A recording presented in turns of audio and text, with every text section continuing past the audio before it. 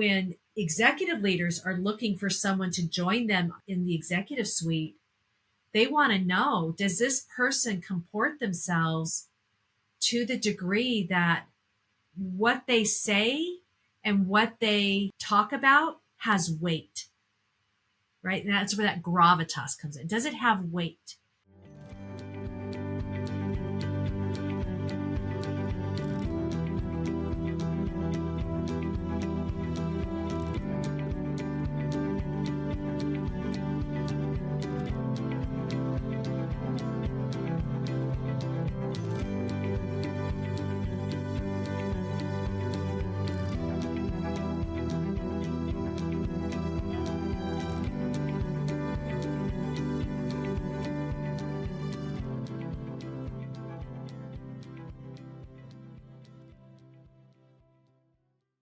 Welcome to the Leadership Transformations Podcast. I'm your host, Nikki Swan, Principal Consultant with Paradox Circle Consulting. In this podcast, we explore real-life situations with the help of our two founders and principal consultants, Janet Taggart and Linda Linfield. Joining me today is Janet Taggart. She specializes in empowering leadership transformation from the inside out, coaching aspiring to executive leaders to become known for their highest value. So Janet, something I wanted to ask you to talk about today is a concept that we see a number of leaders that it is their primary area of development. They come to us and they're aware, or we quickly understand, that what they need to work on is leadership presence. And the word that we use for this, and I like it, is gravitas. So I'm wondering if you can talk about what that means, and is that something that we can learn to do and that we can coach people to do. Thanks for that. So just to define terms, or to talk about like what is leadership presence, and one of the terms we use, like you said, is gravitas. But presence is really that tangible manifestation of who you are as a leader. So how do you act? What's your style? How do you communicate? And what is your demeanor? Part of it is your outward appearance. And it's also your credibility, your values, and the way you engage with others. So it's really an kind of intangible, but it speaks loudly about you. Now, one of the things that we've noticed is that we can be working with a leader who is gregarious, not kind. People like that person, and they still don't have the leadership presence. So why is it so important?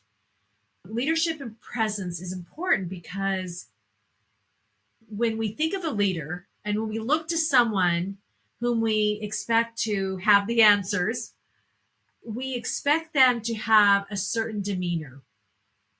If someone is too gregarious, let's say, too friendly, telling jokes, too loose, we like that person. We might want to go out socially and just, kick up our heels together, but we don't really don't have that level of respect and regard about what they're proposing and how they're leading us. So it's kind of a tricky thing. Again, I love to use examples because, and I'm thinking of a couple of them right now. One is a leader who was just that type of person, very gregarious, very friendly, outgoing, a little too casual, even in his appearance, even in his, what he wore. And you might think, oh my goodness, how petty is that? He got feedback from the top level executives in the large organization he worked for that leadership presence was his major area for growth. And part of it was what he wore. And part of it was the jokes he told. Part of it was just his casual demeanor. And so when executive leaders are looking for someone to join them in the executive suite, they want to know, does this person comport themselves to the degree that what they say and what they talk about has weight, right? And that's where that gravitas comes in. Does it have weight? Is he taking himself as seriously as he wants others to? Well, in his dress, it wasn't that he was expected to wear a suit and tie even. just a collared shirt, just a little bit of something. And yet for him, unlike many of our clients who are open to feedback and want to figure out like where my authenticity ends and imposition begins, he took that feedback that he received and totally felt judged and just pushed it away, and actually ended up deciding to leave the organization. And that's certainly a choice that we all can make when we get feedback we don't particularly prefer. And I wonder sometimes, was the essence of who he was really wrapped up in his jokes, which actually caused HR problems, by the way, right? Like, is that really his brand? Is his t-shirts really who he was? Right? We define ourselves in interesting ways, and we need to look and say, okay, if this is getting in the way of the import of what I have to say, then maybe it is tertiary. Maybe it's secondary to what I'm really about. And another example of someone who also is working on leadership presence. Very outgoing, very enthusiastic, great leader. Her people love working with her, and you think, okay, so what's the problem? Well, the problem is her leadership, as they're scanning the environment as leaders do for the next person that is ready for that next level role. They want to understand that she can hold her own in those higher level meetings. And so one of the things we're working on her with are things like, it's not so much appearance, but it's more her tone of voice, lowering the register, actually giving her voice weight, giving her ideas weight, instead of trying to elicit enthusiasm by speeding up the velocity with which she speaks, the word that as fast the words come out. Instead, slowing down, taking up her space, pausing, giving herself the gravitas and weight that her expertise actually merits. That's what we're talking about when we talk about leadership presence. And I want to just emphasize, because this can be like, it can feel very personal when you get feedback like this, or when you think about, who am I to have leadership presence? Who am I to have gravitas? Do I have to change who I am? I strongly believe, and if you watch me enough times, authenticity is so important.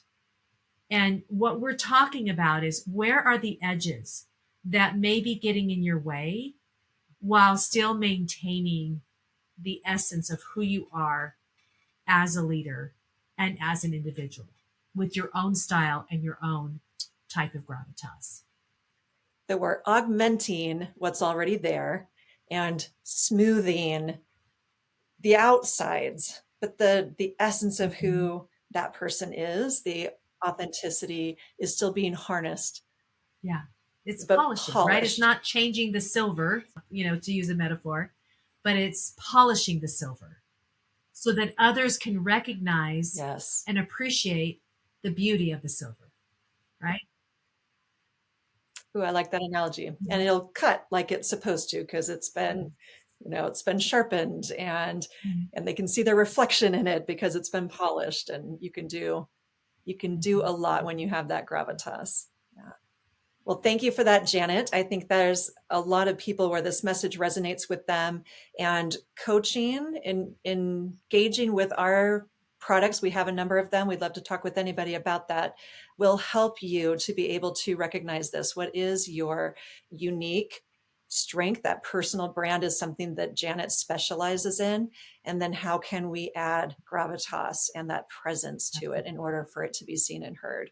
Just thinking about leadership presence and that gravitas, and noticing that what we do that leaks energy away from the weight and the gravity of what we offer.